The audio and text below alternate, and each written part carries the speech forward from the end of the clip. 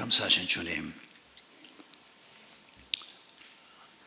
2000 수백 년 전에 하나님께서는 무너진 이스라엘을 향해서 하나님께로 돌아오라고 말씀해 주셨습니다.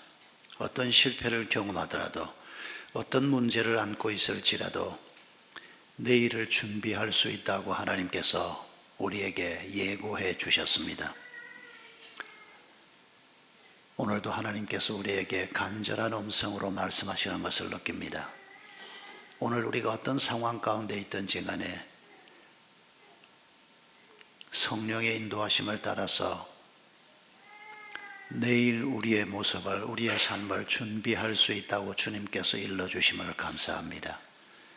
요엘 선지자를 통해서 주신 말씀을 이 아침에 저희가 함께 생각하면서 오늘 우리의 모든 문제를 벗어나서 내일 하나님이 약속하신 놀라운 그리스도인의 삶의 길로 걸어갈 수 있도록 주님 함께 해주시고, 또 우리 학교 위에 주께서 큰 은혜를 베풀어 주시옵소서.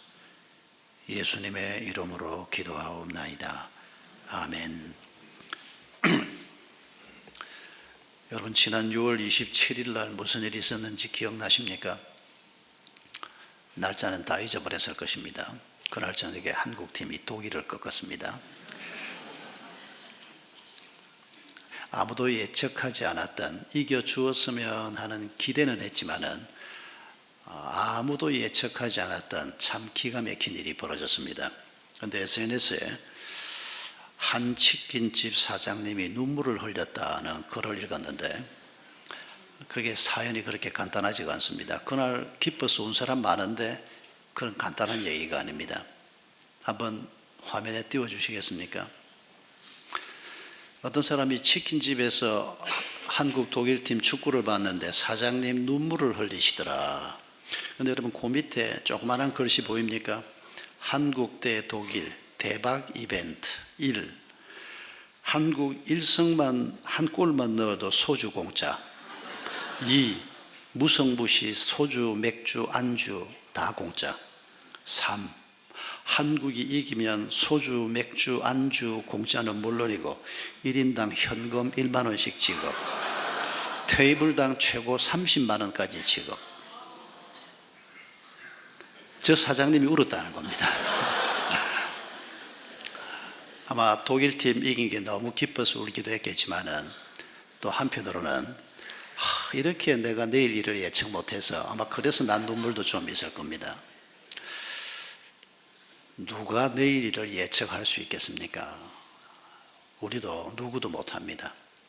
그런데 요엘서를 읽다가 보면 엄청난 문제와 시련에 빠져있는 이스라엘 백성들에게 하나님께서 내일을 준비할 수 있다고 말씀하는 걸 볼 수가 있습니다. 지난날 우리가 실수했어도, 실패했어도, 엄청난 재난이 우리 앞에 있어도, 또 잘 일이 돌아가는 것 같아도 그게 사실은 하나님의 말씀을 떠나 있고 언젠가는 무너질 수밖에 없는 그런 상황에 있는 사람도 여호와께로 돌아오라, 내일을 준비하라고 말씀하십니다. 요엘서는 시작부터 피를 토하는 것 같은 선지자의 음성으로 시작됩니다. 주님께서 버두엘의 아들 요엘에게 하신 말씀이다. 나이 많은 사람들아 들으라.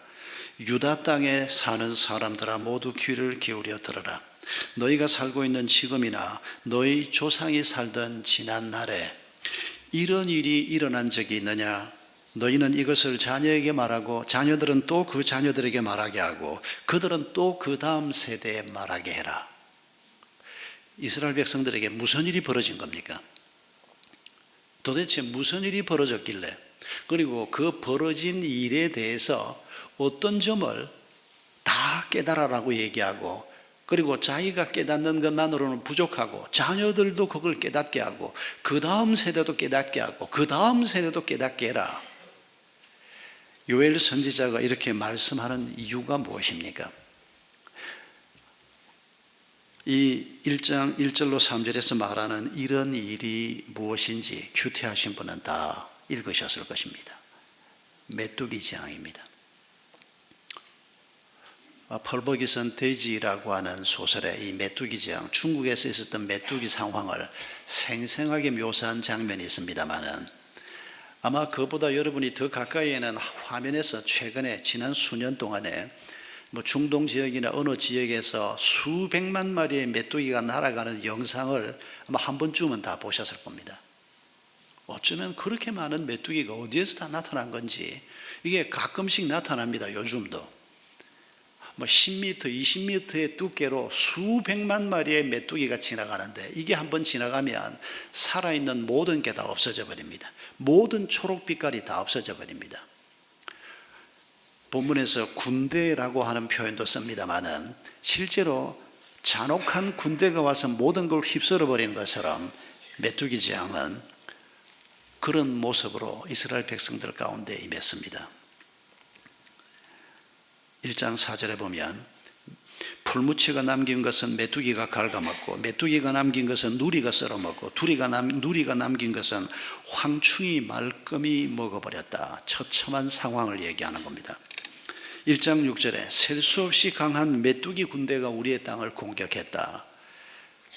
적의 공격을 자주 받아보는 사람들이 그 시대 사람들입니다. 우리는 지난 60년, 70년 가까이 이 땅 전쟁은 그래도 없이 살아왔습니다만은, 여러분, 한반도 5천년 역사에 이런 날이 없었다는 것도 우리가 기억해야 합니다. 그런데 이 시대 사람들은 자주 전쟁을 경험했습니다. 옆에 있는 민족이 쳐들어오고, 옆에 있는 도시가 쳐들어오고, 그 전쟁에서 지기만 하면 전부 노예가 되어버리고, 그 참혹함은 이루 말로 다 할 수 없는, 그걸 그 시대 사람치고 경험하지 않는 사람이 없을 정도로, 또 요행이 리더들이 전쟁을 계속 이겨주어서 안락하게 살고 있다고 해도 하루아침에 그 안락함이 무너질 수 있는 그런 두려움 속에 살던 사람들이 그 시대 사람이라고 해도 과언이 아닙니다. 그런데 메뚜기가 공격을 해서 술을 즐기며 인생의 향약을 누리며 살았던 사람이 깨어나서 울어야 할 상황이 벌어지고, 모두 다 통곡을 할 수밖에 없는 상황이 벌어지고, 약혼자를 잃고 슬퍼하는 처녀처럼 모든 백성들이 울어야 하는 이런 고통스러운 상황이 벌어졌다는 것입니다. 제사장이 하나님 앞에 올려드릴 제물이 없어서 탄식하는 상황이 벌어졌다는 것입니다. 그런데 선지자는 이 재앙을 바라보면서 단순히 재앙으로만 바라보는 것이 아니고, 그 재앙 속에서 하나님의 진노를 느끼고 있고, 더 큰 하나님의 진노가 임할 수 있다는 것을 느끼고 있는 것을 요엘서가 밝혀주고 있습니다. 2장 2절에 그날은 캄캄하고 어두운 날, 먹구름과 어두움에 뒤덮이는 날이다. 셀 수 없이 많고 강한 메뚜기 군대가 온다. 마치 어두움이 산등성이를 넘어오듯이 새까맣게 다가온다. 눈앞에 있는 메뚜기도 무섭지만은, 어떻게 해서든지 이 재앙 속에서 살아남아야 하지만은, 그러나 그 재앙을 제대로 깨닫고 그 재앙을 통해서 말씀하시는 하나님의 음성을 듣고 하나님께로 돌아가는 일을 제대로 하지 못하면 내일이 없어진다는 것입니다. 모든 것이 무너져 버린다는 것입니다. 우리가 조심해야 할 것은, 신앙의 유형 중에서 어려운 문제가 생길 때 그 어려운 문제를 지나치게 하나님과 연관해서 해석하는 경향이 있습니다. 감기만 걸려도 내가 무슨 죄를 지어서 감기가 걸렸지? 수술 환자만 생겨도 우리 가족이 무슨 죄를 범해서 수술을 받게 됐지? 실제로 이렇게 가르치는 교회도 있습니다. 그건 아주 잘못된 것입니다. 그러나 무슨 일이 벌어져도 아무 일도 없었다는 것처럼, 어제 살던 대로 오늘 살고, 오늘 사는 대로 내일 살고, 그것도 옳지 않습니다. 우리가 이 양쪽 극단을 주의하면서 지금 요엘의 가르침을 받을 필요가 있습니다. 메뚜기 재앙이 지나가는데, 이 메뚜기 재앙 속에서 요엘은 하나님의 진노의 모습을 보고 있는 것입니다. 그런 귀절들을 본문이 여러 곳에서 언급하고 있습니다. 주님께서 큰 음성으로 당신의 군대를 지휘하신다라고 하는 표현이나 여러 표현들이 나옵니다. 요엘이 살고 있던 그 시대가 어떤 시대인가? 그건 추측으로 가능합니다. 요엘 자체에서 요엘이 어느 시대 사람인지를 언급하지 않습니다. 그래서 어떤 사람들은 요엘을 유다 왕국 마지막 무렵의 사람이라고 얘기하기도 하고 포로 때 사람이라고 얘기하기도 합니다. 요엘이 유다 왕국 마지막 남왕국 유다가 멸망할 때 그 무렵에 살았던 사람이라고 우리가 한번 생각해 보면, 또 그 후에 살았던 사람이라도 유다 왕국의 마지막 역사 속에서 이스라엘 백성들이 어떤 모습으로 타락을 했던가를 우리가 떠올려 볼 필요가 있습니다. 그래서 어떤 학자는 요엘서를 두고 이런 표현을 합니다. 요엘과 그 시대 사람들의 마음속에 가장 슬픈 역사들이 많이 있었을 것인데, 나라가 무너졌을 수도 있고 혹은 무너지기 직전일 수도 있고 여러 문제들이 있는데, 그 중에 한 학자는 이렇게 얘기합니다. 특별히 요엘의 가슴 속에, 그 시대에 생각 있는 사람들의 가슴 속에 아달랴와 요아스의 슬픔, 그 고통스러운 역사가 이 시대에 생각 있는 사람들의 마음속에 깊이 상처로 드리워져 있었을 것이라는 것입니다. 아하시아라고 하는 왕을 기억하실지 모르겠습니다. 남왕국 유다의 왕입니다. 이분이 북왕국 이스라엘로 갔다가 왕의 문병을 갖다가 객사합니다. 예후의 손에 죽습니다. 그쪽에서 쿠데타가 일어났는데 거기에 휩쓸려 죽습니다. 아하시아의 어머니가 누군가 하니까, 그러니까 대비입니다. 왕의 어머니입니다. 이분이 아달랴입니다. 이 아달랴가 누구의 딸인가 하니까 아합과 이세벨의 딸입니다. 믿음 없는 사람입니다. 그런데 남왕국 유다의 왕비가 돼서 아들을 낳아서 그 아들이 왕이 된 사람이 아시아였습니다. 아들이 죽었습니다. 그러면 대비로서 해야 할 일이 뭡니까? 손주들 중에서 왕제를 골라서 이 왕이 죽어버린 이 위급한 상황에 빠진 나라를 바로 세우는 것이 그가 해야 할 일입니다. 그런데 아달랴가 그러지 않았습니다. 손주들을 다 죽여버립니다. 자기의 손주들을, 아하시아의 아들들을 다 죽여버립니다. 그리고 자기가 대권을 차지합니다. 그 정치가 어떤 모습이었을지 상상이 되십니까? 하나님이 주신 권력을 가지고 백성들을 어떻게 해서든지 잘 섬겨야 되겠다. 이게 유다 왕들이 기본적으로 가지고 있어야 하는, 또 왕뿐 아니고 모든 힘을 가진 자들이 하나님 앞에 가지고 있는 신앙의 태도입니다. 그런데 아달랴는 이미 그 자리에서 벗어난 사람입니다. 자기의 야망을 가지고 손주들을 다 죽여버립니다. 그런데 손주 하나가 살아남았습니다. 그 살아남은 손주가 누군가 하니까 요아스입니다.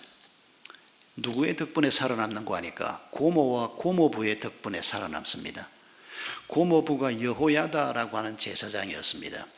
고모는 여호사밧이라고 하는 제사장의 아내였습니다. 이분들이 조카를, 어린 핏덩이를 살려냅니다. 그리고 성전에서 키웁니다. 성전은 일종의 지회법권 지역입니다. 7살이 될 때까지 숨겨서 이 아이를 키우고 훈육을 합니다. 그리고 7살 때 이 아이를 왕좌에 앉힙니다.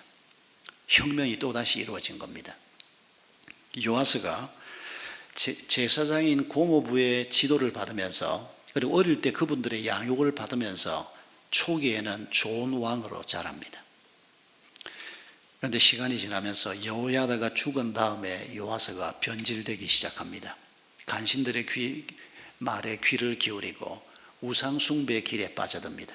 어릴 때 배웠던 믿음의 길을 가는 것이 아니고 강한 나라들이 섬기는 우상을 보면 그 신을 섬기는 것이 하나님을 섬기는 것보다 훨씬 더 나아 보이고, 우리가 오늘 살아봐도 그렇지 않습니까? 예배 드리고 하나님을 믿는 건 좀 구닥다리 같고 별로 매력적이고 신선하지 못하고, 새로운 얘기들을 들어보면 아주 그냥 마음속에 뭐가 와 닿는, 요아스가 그런 길을 걸어갑니다. 이 요아스가 타락하는 가장 클라이막스라고 할 수 있는 사건은 사촌 스가랴가 있었습니다. 바로 자기를 살려준 고모부 여호야다, 고모 여호사밧의 아들이 스가랴입니다. 이 스가랴가 자기의 사촌인 요아스가 어떻게 살림을 받았는데, 어떻게 그가 이 쓰러진 나라를 세워야 하는 자리에 서게 됐는데, 아버지가 죽고 난 다음에 제대로 충고하는 사람을 얻지 못하면서 무너지는 걸 봅니다. 스가랴가 왕을 찾아가서 당신이 이렇게 왕 노릇하면 하나님 앞에 무너질 것이라고 요아서 입장에서 보면 선지자라는 자가 축복의 말을 전하지 않고 저주의 말을 전하는구나. 이 요아서가 이 스가랴를 성전 뜰 안에서 돌로 쳐서 죽이게 합니다. 여러분, 이런 사건들이 벌어지면서 유다 왕국이 멸망의 길로 점점 빠져들어가는 겁니다. 정치가 이런 식이었으면 여러분, 거기에 무슨 윤리가 있고 거기에 무슨 하나님의 평화가 있고 서로 섬기고 사랑하는 일이 어떻게 가능했겠습니까? 모든 것이 무너져가는 이 슬픈 역사가 바로 요엘 시대 바로 앞에 있었던 사건입니다. 여러분, 오늘도 결코 다르지 않습니다. 복음이 들어온 지 이제 130년이 넘었습니다. 하나님 앞에 헌신을 고백하고 믿음의 길로 걸어가겠다고 하나님 앞에 약속한 많은 그리스도인들이 이 땅에 있습니다. 적어도 1000만의 그리스도인들이 이 땅에 있습니다. 그런데 진정한 그리스도인을 찾기가 참 어려운 때가 되어버리고 말았습니다. 이미 하나님과 돈을 함께 섬기는 자들이 많고 하나님의 말씀이 주는 길을 따라가기보다는 자기가 하고 싶은 말을 마음대로 하고 사랑으로 실천하고 섬기기보다는 내가 무언가를 받기만 하려고 하고 하나님의 이름을 내가 필요하면 부르고 하나님이 뭘 주신다 싶으면 그 하나님하고 좀 가까이 지내려고 하지만은 하나님이 내 마음에 못마땅하면 하나님의 뜻도 하나님의 말씀도 상관없이 불평하고 원망하고 제 마음대로 행하면서 그러면서도 아직 예배의 자리에는 앉아있는 여러분, 이 모습이 우리의 모습은 아닌지 잘 살펴볼 필요가 있습니다. 요아서가 변질된 길을 걸어갈 때 심지어 우상 숭배를 할 때도 그가 성전 예배를 중단했던 사람이 아닙니다. 여러분, 이런 슬픈 역사가 이어지면서 결국 나라는 망하고 말고 민족 전체가 어둠에 빠지고 마는 바로 그런 시대에 지금 요엘이 메뚜기 재앙을 보고 있는 겁니다. 그리고 그 메뚜기 재앙을 보면서 지금은 단순히 먹는 문제가 우리에게 어려움이 될 것이고 이 메뚜기 재앙 자체가 문제이긴 하지만은 이걸 어떻게 해서인지 극복해 갈 수 있겠지만은 만약 이런 재앙 앞에서 하나님의 진노를 보지 못하고 우리의 죄를 보지 못하고 우리가 뭘 잘못했는지를 보지 못한다면 내일은 더 처참해질 것이라고 요엘 선지자가 얘기하고 있는 것입니다. 여호와의 날이 임할 것이다. 심판의 날이 임할 것이다. 그 말은 바로 오늘 우리가 하나님 앞에 제대로 서 있지 못한 이 죄를 버리지 못하고 이 죄를 깨닫지 못하고 계속해서 길을 걸어가면 무서운 메뚜기 재앙보다 더 큰 재앙이, 더 큰 고통이 우리 앞에 있을 수밖에 없다는 말씀을 하고 있는 것입니다. 그래서 지금 선지자가 이스라엘 백성들을 향해서, 우리를 향해서 하나님께로 돌아오라고 외치고 있는 것입니다. 하나님께로 돌아와야 산다는 것을 오늘 우리가 만약 느낀다면, 그래서 우리가 하나님 앞에 마음을 돌이키고 새로운 길에 들어선다면 내일 우리에게 무슨 일이 벌어질지도 알 수 있다는 것입니다. 하나님이 점쟁이처럼 우리에게 내일 무슨 일이 벌어질지, 우리 아이들이 어떤 사람이 될지, 얼마나 큰 집에 작은 집에 살게 될지 소상하게 얘기하는 것은 아닙니다. 그러나 우리가 오늘 우리의 문제들 앞에서 하나님의 모습을 놓치지 않고 그 하나님의 말씀을 붙들고 한 걸음 한 걸음 길을 걸어간다면 내일 우리에게 요엘서가 말씀하고 있는 이런 복이 틀림없이 임하게 될 것입니다. 요엘 선지자는 1장 15절에서 이렇게 말합니다. 슬프다 그날이여, 주께서 심판하실 날이 다가왔다. 전능하신 분께서 보내신 파멸의 날이 다가왔다. 메뚜기 재앙을 보면서 이 재앙 속에서 앞으로 더 크게 임할 하나님의 진노를 보고 있는 것입니다. 이 땅이 에덴 동산 같으나 황량한 사막이 되어버린다. 모두들 얼굴빛이 하얗게 질린다. 이런 표현을 2장 3절, 2장 6절에서 말씀하면서 우리가 하나님께로 돌아와야 한다. 하나님께 돌아온다는 말이 무슨 말입니까? 특별히 그냥 나 하나가 하나님 앞에 돌아오는 것도 물론이거니와 특별히 이 강조에서 공동체 전체가 하나님 앞으로 돌아오는 것을 강조하고 있는 것을 볼 수 있습니다. 16절 17절에 백성을 한데 모으고 회중을 거룩하게 구별하라. 백성들이 함께 모여서 함께 하나님 앞에 나아가는 것입니다. 예배하고 회개하고 말씀을 듣고 함께 나아가는 것입니다. 회중을 거룩하게 구별하라. 어떻게 구별했는지 모르겠습니다만은, 여러분, 구별한다는 말은, 거룩하게 한다는 말은, 우리가 하나님 반대편에 서 있었는데 이제 하나님이 서 계신 편으로 우리를 옮긴다는 것입니다. 이전의 자리에서 잘라내서 우리를 하나님이 계시는 자리로 옮기는 것을 거룩이라고 얘기합니다. 내가 이전에 가지고 있던 목표가 잘 먹고 잘 사는 게 목표였다면, 내 이름을 높이는 것, 내 이름을 널리 알리는 것이 목표였다면 그 목표를 버리는 것입니다. 그리고 이제 우리가 새로운 목표를 갖는 것입니다. 하나님의 이름이 높아지는 것만이 우리 모두의 행복이라는 것을 아는 것입니다. 하나님의 평화와 하나님의 정의가 우리 가운데 이루어지는 것이 우리 인생의 목표가 되어야 한다는 것입니다. 우리가 그리스도인으로 살면서 이런 마음을 갖지 못하고 예배에 나와서 기도를 하면서도 그저 복 주시는 하나님, 그 복도 하나님의 복이 아니고 내가 생각하는 복, 물질의 축복 정도만 생각하고 하나님을 섬긴다면 우리는 하나님을 너무 작은 하나님으로 만드는 것입니다. 어떤 분이 우리 모두가 두 종류의 하나님을 믿는데, 한 종류는 작은 하나님을 믿고 한 종류는 큰 하나님을 믿는다고 표현했습니다. 굉장히 일리가 있는 표현입니다. 큰 하나님을 믿는다는 말은 무슨 말입니까? 성경이 설명하고 있는 하나님을 그대로 믿는 것을 큰 하나님을 믿는다고 말합니다. 이분은 우리가 상상도 할 수 없는 분입니다. 말씀으로 천지를 지으시는 분이고 우리가 생각도 못했던 방식으로 모든 것을 운행하시는 분입니다. 그런데 이런 하나님을 만났다고 하면서도 작은 하나님을 믿는 사람들은 어떤 사람들입니까? 우리의 생각으로 하나님을 자꾸 작게 만드는 것입니다. 하나님은 이건 할 수 없는 하나님, 하나님은 이래야 되는 하나님, 만약에 하나님이 살아계신다면 나한테 이렇게 하셔야 하는 하나님.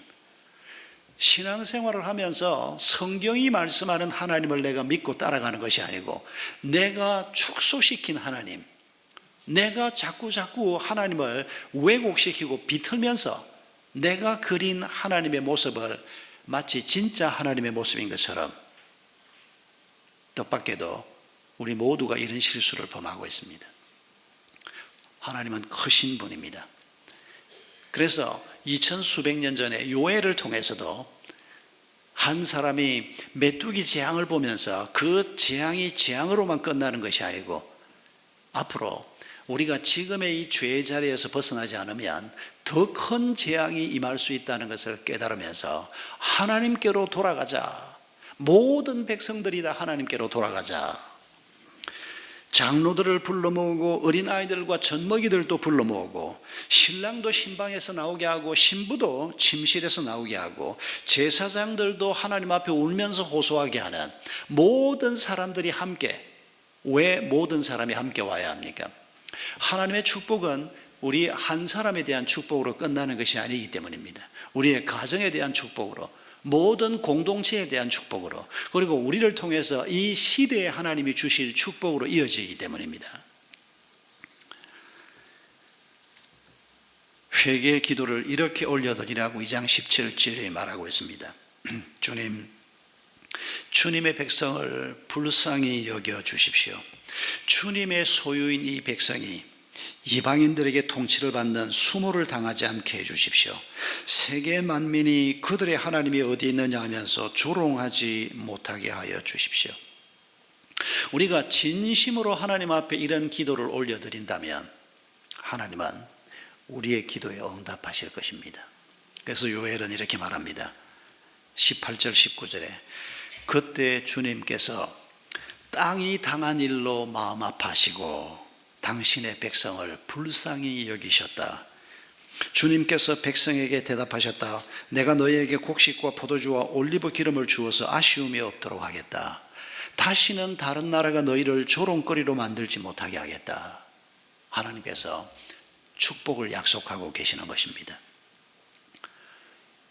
여러분, 이런 하나님의 모습을 우리가 바라볼 때 결국 우리가 이르게 되는 자리가 어딘가 하니까 2장 27절에서 우리가 하나님이 우리 가운데 계신 것을 알고 오직 하나님만이 우리의 주인 되심을 아는 것, 이 자리에 이르게 된다는 것입니다. 돈이 아무리 크게 보여도, 세상 권세가 아무리 크게 보여도, 우리 눈앞에 보이는 모든 것들이 아무리 엄청나 보여도 그것들이 큰 것이 아니고 하나님만이 가장 크신 분이요, 하나님만이 우리 삶의 주인이 되시는 분인 것을 우리가 알게 되는 이 자리에 이르게 될 것을 주님이 말씀하는 것입니다. 그러면서 하나님께서는 3장 28절에 하나님의 영을 모든 사람에게 부어주겠다고 말씀하십니다. 요엘 시대까지만 해도, 구약 시대 때만 해도 하나님의 영은 일부 사람들에게만 임했습니다. 성막을 건설을 할 때 어떤 사람에게만 하나님의 영이 임해서 그 사명을 감당하도록 하고, 사사에게 임하고 어떤 지도자에게 임하고, 하나님의 영은 모든 사람에게 함께 임하는 것이 아니고 분명히 구약 시대에는 어떤 사람들에게만 성령이 임했습니다. 그런데 하나님의 축복이 이렇게 모든 사람에게 임할 이때 하나님은 하나님의 성령이 모든 사람에게 임하게 하겠다. 나이 많은 사람이든 젊은 사람이든, 남자건 여자건, 조이건 주인이건 어떤 신분의 사람에게도 이 하나님의 성령을 부어주는 축복을 주실 것이라고 말씀합니다. 여러분, 요엘서의 예언이 언제 어떻게 이루어집니까? 예수 그리스도가 오신 후에 이 예언이 성취됐다고 신약이 말하고 있습니다. 예수님이 오셔서 십자가의 죽음을 당하시고 죽음을 이기시고 죄를 이기시고 부활하셨습니다. 그리고 40일 동안 이 땅에 계시면서 십자가와 부활의 의미가 뭔지를 우리에게 설명하셨습니다. 그리고 하나님의 백성들에게 성령을 부어주셨습니다. 모든 사람 위에 성령을 부어주셨습니다. 신약 시대가 열린 것입니다. 성령의 시대가 열린 것입니다. 우리 모두가 이 성령의 부어주심 때문에 오늘 이 자리에 앉아 있는 것을 잊지 마시기 바랍니다. 내 속에 성령이 계신가 계시지 않은가 잘 판단이 안 된다. 별로 어렵지 않습니다. 이 질문에 답해 보시면 됩니다. 성령이 오셔서 하시는 가장 중요한 일이 뭔가 하니까 예수 그리스도가 내 삶의 주인이시다라고 하는 진리를 우리에게 가르치는 것입니다. 여러분 자신에게 질문해 보십시오. 내 삶의 주인이 누군가 질문해 보십시오. 여러분의 답이 무엇입니까?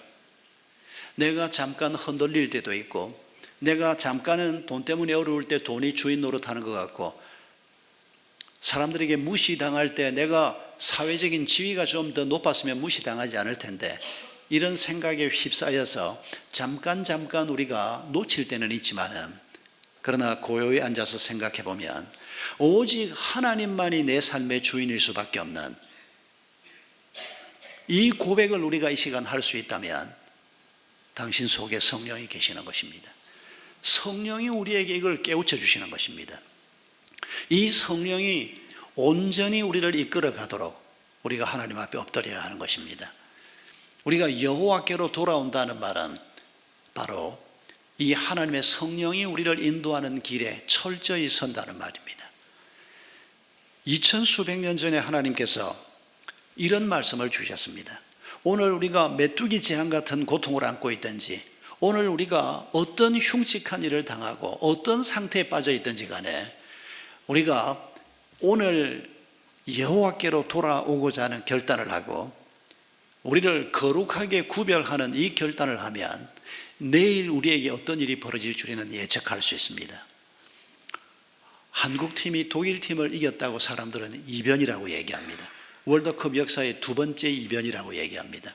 첫 번째 이변은 4년 전에 브라질이 독일팀에게 7대0인가로 졌죠. 7대1인지 하여튼 엄청 깨졌습니다. 세계 1, 2위 팀이 그렇게 차이가 났는데, 그때 네이마르가 펑펑 울던 게 지금도 기억이 나는데, 근데 이 브라질 이번에도 또 4강 못 가고 또 쫓겨났습니다. 그런 것들을 두고 사람들은 이변이다, 있을 수 없는 일이 일어났다 이렇게 얘기합니다. 여러분, 그런 이변들과 비교가 되지 않는 놀라운 일을 요엘을 통해서 하나님이 말씀하십니다. 오늘 우리가 어떤 상태에 있든지, 오늘 우리가 얼마나 추악한 상태에 있고 얼마나 빈곤한 상태에 있고 얼마나 보잘것없는 상태에 있든지 그 자리에서 벗어나서 여호와께로 돌아오면 내일 우리에게 하나님의 축복이 가득한, 우리의 창고에 필요한 것들이 있고 먹을 것이 있고 쓸 것이 있고 외적들이 우리를 이기지 못하고 우리의 이름이 하나님의 이름과 함께 당당한 이름으로 드러나게 되는 그런 내일을 주님께서 약속하고 있는 것입니다. 여러분, 이번 한 주간을 이런 믿음으로 사시기를 바랍니다. 이런 기대를 가지고 사시기를 바랍니다. 우리의 아이들을 이런 믿음의 사람으로 키울 수만 있다면 여러분, 우리 아이들에게 더 이상 뭐가 필요하겠습니까? 공부 잘하는 거요? 소용없는 거 알지 않습니까? 옛날 학교 다닐 때 반에서 1, 2등 하는 애들 지금 다 어디 가 있습니까? 그거 알면서도 애들 공부를 가지고 애를 잡으려고 합니다. 그냥. 그러면 박 목사님은 애들 공부 못해도 괜찮았냐 옛날에? 안 괜찮았죠, 물론. 그래서 지금 후회를 많이 하죠.